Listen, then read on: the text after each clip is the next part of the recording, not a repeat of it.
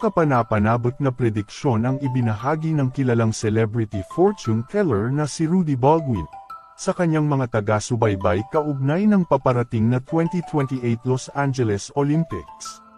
Sa isang post sa kanyang Facebook page, sinabi ni Baldwin na nakikita niya sa kanyang vision ang ilang Pilipinong atleta na mag-uuwi ng gintong medalya para sa bansa.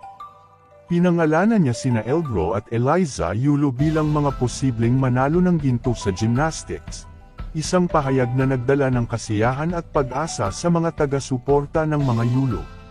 Si Eldro Yulo, na kapatid ng 2 beses ng Olympic gold medalist na si Carlos Yulo, ay itinuturing na isa sa mga rising stars sa larangan ng gymnastics. Ang kanyang mga tagumpay sa iba't ibang local at international na kompetisyon ay nagbigay ng malaking pag-asa na maaari siyang maging isa sa mga kinatawag